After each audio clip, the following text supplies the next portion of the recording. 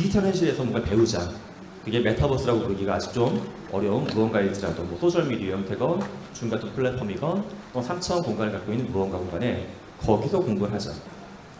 만나기 어려우니까 저 키워드처럼 학교에 가기 어려우니까 도서관에 가기 어려우니까 미술관에 가기 어려우니까 이걸 보는 건지 아니면 이게 조금 더 좋아서 이걸 보는 건지 아직은 좀 과도기에 있지 않나 생각이 듭니다.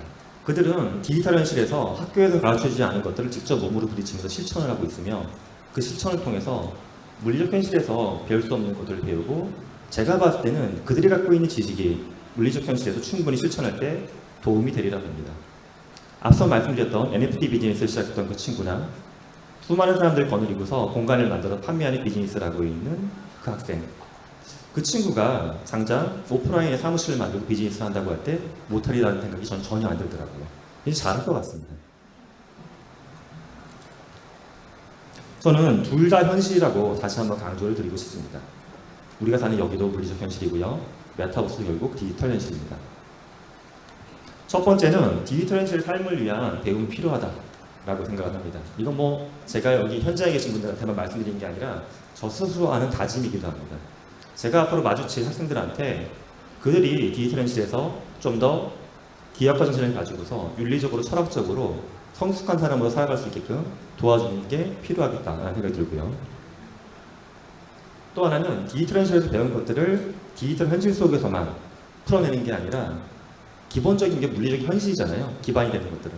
그러니까 물리적 현실을 더 가치 있게 만드는 게 또 굉장히 중요합니다. 그래서 또 두 번째 연결고리를 만들 수 있는 것까지도 우리가 이끌어야 되겠다. 실제 먼 거리가 아니라 제 주변에도 보게 되면 제 조카 아이가 해외 무역을 온라인에서 하고 있어요. 3년째, 4년째. 또 부모님 차도 바꿔주고 막 해외 20년대. 이 친구를 제가 이야기하다 보니까 밖으로 안 나오려고 해요. 1년 내내 집에만 있습니다. 그렇다고 은둔형 외톨이도 아닌데 저한테 그 얘기를 해요. 삼촌, 나는 밖에 나갈 이유가 없는데 삼촌이 얘기해봐. 삼촌이 얘기한 무엇이든 간에 나는 앉아서 다 할 수 있어. 이런 이야기를 합니다. 이야기하다 보면 말장난하면서 굉장히 짜증이 나긴 하지만 조카하고 이야기할 때 결국 그들을 물리적 현실에 연결시켜주는 것도 우리의 역할이 아닌가 생각을 합니다. 두 현실을 오가면서 배우고 살아가는 이 흐름을 우리가 만들어내지 않을까. 미디어가 굉장히 급변을 하고 있는데 그 진화 방향은 몰입도가 될 것이라고 생각을 합니다. 어떤 콘텐츠가 시청자들의 몰입을 잘 시킬 것인가가 이제 관건이 될 텐데 사실 몰입도라는 측면에 있어서 이 VR을 넘어서기가 굉장히 힘듭니다. 2D 콘텐츠가.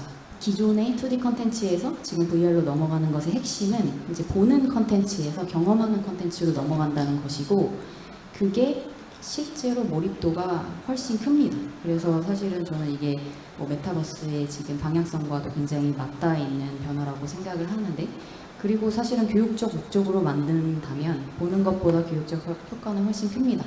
교육 효과 이론에 따르면 보는 시청각 자료로 교육을 하면 2주 뒤에 기억할 확률이 30% 정도라고 하고요. 이런 경험형 콘텐츠로 교육을 하게 될 경우에 2주 뒤에 기억할 확률이 90% 정도라고 하니까 3배 정도죠.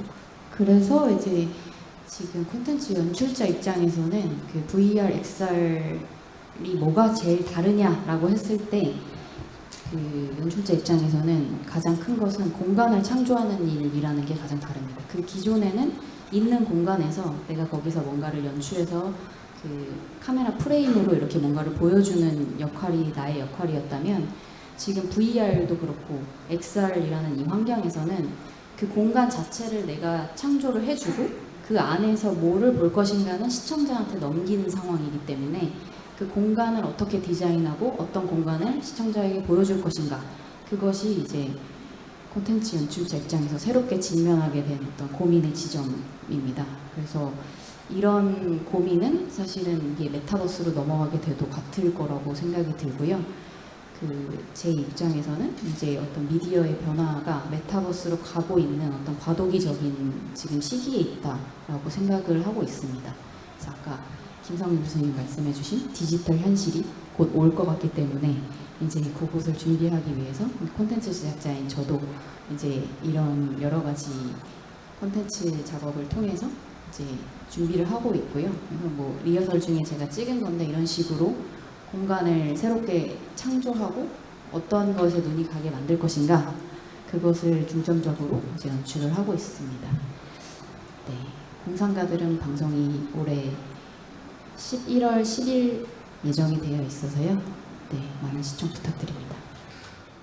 저희가 이제 앞서 메타버스 그리고 실감형 콘텐츠에 대해서 많이 설명해 주셨다면 아무래도 여기 계신 분들이 가장 큰 관심을 갖고 있는 교육 효과, 이를 활용한 교육 효과에 대해서 조금 더 얘기를 나눠봐도 좋을 것 같습니다. 그래서 혹시 두 분이 앞서 이제 강연하신 내용하고 연관 지어서 실감형 콘텐츠 그리고 메타버스가 어떤 교육 효과가 있을지 좀 의견을 부탁드립니다. 디지털 현실에서 배운 것들이 물리적 현실에서 잘 적용될 수 있다는 근거가 혹시 있을까요? 라는 것도 같은 질문인데요. 이런 게 있어요.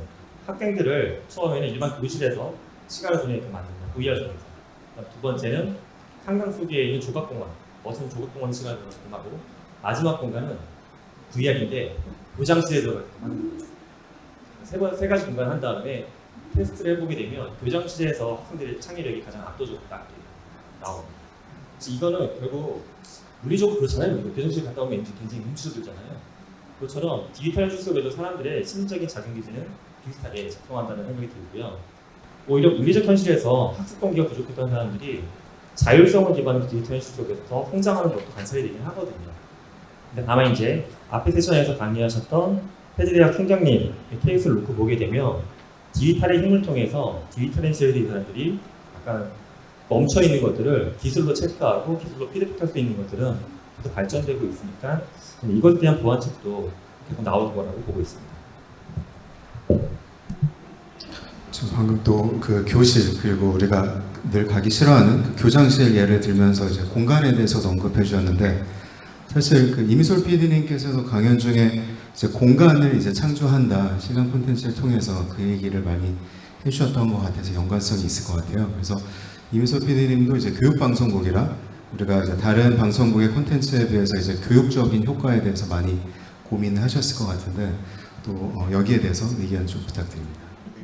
말씀하신 것처럼 공간이 어떤 두드러지는 경험, 예를 들면 우주 세계라거나 아니면은 우리가 눈으로 볼 수 없는 미시 세계거나 아니면은 지금 가장 효과적으로 사용하고 있는 분야는 의과대학에서 이제 해부학 수업을 할 때 인간을 해부하는 그것을 실제로 하기가 어려울 때 이제 VR 같은 거를 사용하면은 가장 효과적이라고 생각을 하고요.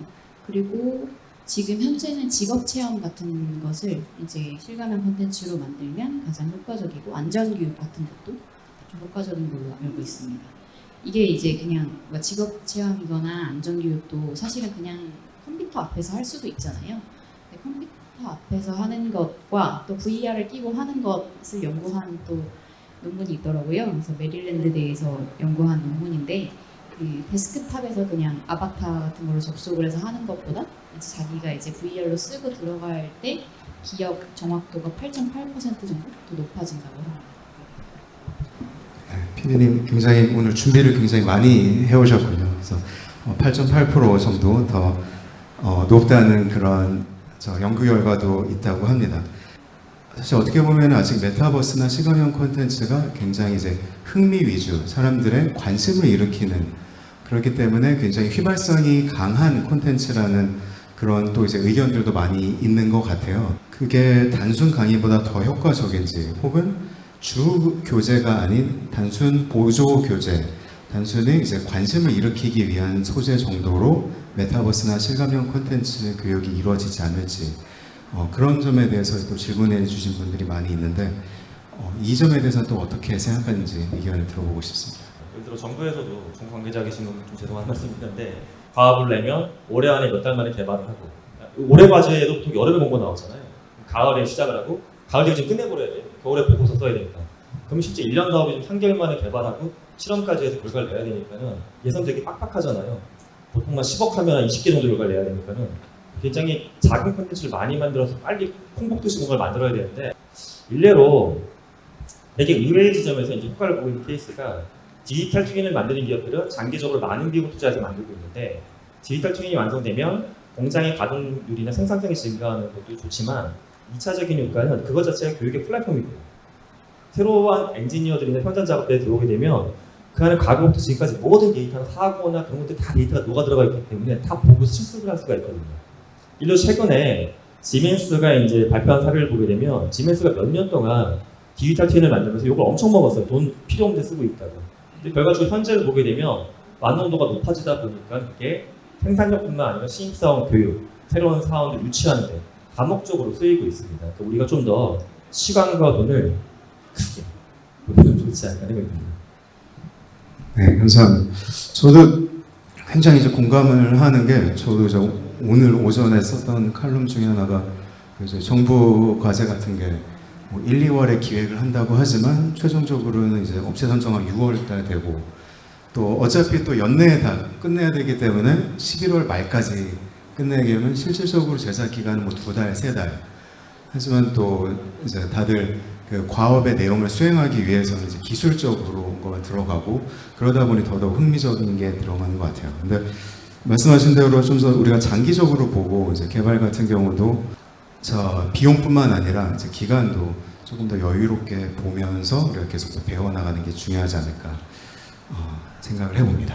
임설 PD님도 의견 부탁드립니다. 저는 이제 그래서 개인적으로 이제 어떤 롱테일로 갈 수 있는 콘텐츠들을 많이 만드는 게 좀 좋다는 생각이 드는데 제가 생각했을 때 그런 거를 되게 잘 하고 있는 데가 내셔널 지오그래피인데 이제 역사적 유적 같은 데를 이제 다 VR로 구현을 해서 여행을 못 가는 시대에 거기 가서 좀 체험할 수 있게 하는 그런 콘텐츠들은 사실은 시대를 안 탈 거라고 생각을 하거든요. 휘발되지 않고 그런 콘텐츠들도 이제 VR이나 이런 실감형 콘텐츠에서 차분차분히 만들면 이제 언젠간 역사가 쌓여서 이제 안정적인 그런 길이 되지 않을까 생각합니다. 네, 감사합니다. 그래서 지금 뭐 두 분이 이제 공통적으로 의견 말씀해 주신 것처럼 저희가 뭐 당장 우리가 오늘 만들어서 내일 어떤 효과를 볼 수 있지 않을까 당장 우리가 이제 비디오로 만들어서 직원 교육하는 거를 바꿀 수 있지 않을까에 대한 고민보다는 조금 더 긴 텀으로 고민을 하면 좋겠다는 의견인 것 같습니다. AR, VR을 넘어서 신경의 외부 정보를 입력해주는 뇌 컴퓨터 인터페이스 기술 발전이 된다면 혹시 이제 콘텐츠를 만드는 입장, 교육하는 입장에서 또 어떤 변화가 있을지 또 좀 재미있는 질문이라서 한번 또 두 분의 의견을 물어보고 싶습니다. 우리가 이걸 빠른 속도로 적용하기엔 기술이 굉장히 불안정하고 아직까지 로우 레벨입니다. 그럼 이제 VR 장비를 계속 써야 될 것이냐 앞으로 그렇지 않다고 보는 게 VR보다는 AR을 좀 장기적으로 많이 투자를 하고 있고 그쪽에 대해서 이제 투자자들에 대해서 좀 더 유인을 하고 있는 걸 봤을 때 빅테크 이 녀석들도 결국 AR 그래서 넘겨주고 있구나 그렇게 갈 것 같다는 생각이 종합적으로 듭니다. VR이나 방금 말씀하신 AR을 넘어서 이제 뇌에 뭔가 칩 같은 거를 부착하는 것만으로도 가상 세계와 내가 뇌로 바로 연결이 되고 그 느끼는 감각까지 다 그 실제와 같이 될 거라고 이제 저도 미래를 그리고 있는데 그렇게 되면은 당연히 디지털 현실에서의 시간이 현실에서의 시간보다 더 많아질 거라고 예상을 하고 그렇게 되면 사실 콘텐츠 소비는 그 안에서 이루어지지 않을까. 어쨌든 감각까지 다 디지털 현실에서 이루어지고 있는 상태라면 그래서 사실은 VR 과도기적 기술이라고 하셨는데 저 너무 동의하고요. 제가 콘텐츠를 만들어 보긴 했지만 제 뇌에 뭔가를 부착하는 형태로 나아가게 될 것 같다고 예상을 하고 있고요. 이제 네, 그렇게 되면 진짜 아예 오프라인에서 보는 미디어 같은 건 없지 않을까 그런 생각까지 하고 있습니다. 네, 이제 두 분이 말씀해 주신 것처럼 이제 기술이 이제 그러한 이제 방향성을 갖고 이제 발전을 하고 있고 한편으로는 우리가 지금 겪고 있는 이제 불편함이나 이제 어려움들은 또 기술의 발전이 많이 도움을 주겠지만 그럴수록 콘텐츠를 만들거나 교육 자료를 만들거나 공간을 만드는 사람들이 더 무엇을 만들지가 굉장히 중요해질 것 같아요. 저희 이제 세션 이제 시간이 어느덧 지금 마무리할 때가 됐는데 혹시 두 분 앞에 말씀하지 못한 것 중에 좀 마무리하실 멘트 있으면 부탁드립니다. 우리는 디지털 현실을 뭔가 탐닉하는 거 자꾸 만들고 있지만 그쪽으로 완전히 넘어가는 거에 대해서 엄청난 거부감을 현재 같이 갖고 있습니다. 저는 이게 굉장히 중요한 포인트라고 봅니다. 그때 인간이 갖고 있는 본질적인 거부감이나 두려움에 대해서 과연 어떤 문제를 해결해야 될지 그래서 로버트 노즐이나 데인 바이저스가 던져준 질문들을 우리는 끝없이 되물어야 된다는 게 제 마지막 이야기입니다. 저는 일단은 오늘 제가 할 수 있는 일을 또 들어가서 열심히 해야겠다는 생각이 들었습니다. 그런 의미에서 공상가들 많은 시청 부탁드립니다. 네. 이상입니다.